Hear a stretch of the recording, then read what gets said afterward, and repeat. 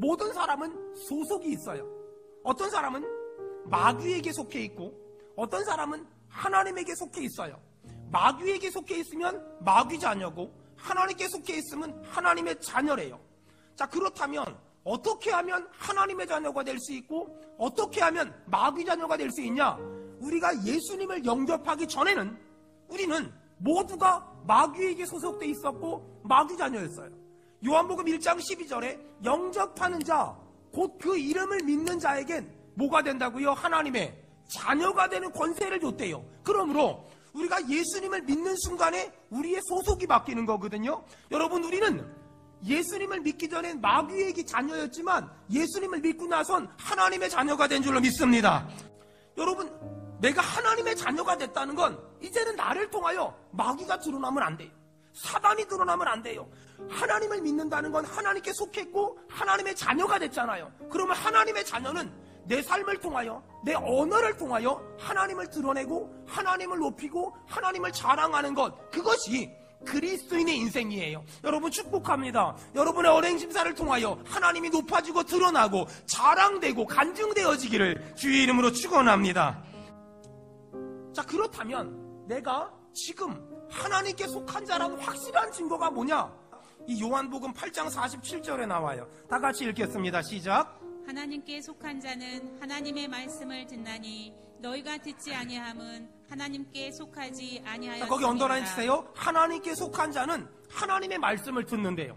자, 여러분, 하나님의 말씀을 듣고 있는 사람 아멘 합시다. 아멘. 우리가 하나님의 말씀을 듣고 있다면 우리는 어디에 속해 있다고요? 하나님께 속해 있다고요. 43절. 자, 하나님의 말씀을 듣는 사람에게 하나님이 어떤 복을 주냐? 43절. 다 같이 읽겠습니다. 시작. 어찌하여 내 말을 깨닫지 못하느냐. 아멘. 언더라인 치세요. 깨닫지 못하느냐. 하나님의 말씀을 듣는 사람에게 하나님이 어떤 복을 주냐면 깨닫는 복을 준대요. 깨닫는 복. 자, 이제 굉장히 중요한 결론을 제가 얘기해 보려고 해요. 여러분, 하나님을 믿는 사람들은 어떤 결정을 하거나 어떤 판단을 할 때 절대로 즉흥적으로 순간적인 감정으로 하면 안 돼요.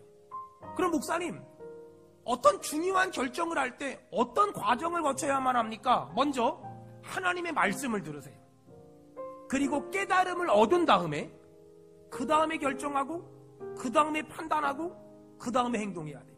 성경은 깨달음을 얻는 방법을 아주 간단하게 말해요. 하나님 말씀을 읽고 하나님 말씀을 들으면 그러면 깨달음을 얻을 수 있다고 이야기해요. 깨달음을 얻지 못하니까 당시 유대인들 예수님 보고 뭐라 그래요? 너 귀신 들렸어. 너 사마리아 사람이야 라고 말하는 거예요. 깨달음을 얻지 못하니까 고작 하나님의 아들 예수 그리스도가 귀신 들린 사람으로밖에 안 보이고 하나님의 아들 예수 그리스도가 사마리아 사람으로밖에 안 보이는 거예요. 깨달음을 얻은 우리에게 예수님은 누구세요? 주는 그리스도시며 살아계신 하나님의 아들입니다. 깨달음을 얻은 사람에게는 이렇게 보이잖아요. 여러분, 성경은 우리에게 깨닫는 방법을 정확하게 말해요. 저는 우리 성도들이 깨닫기 위해서 산에 들어가고 절에 들어가고 금식하고 철야하는 게 아니라 깨닫기 위해서 성경을 읽으세요.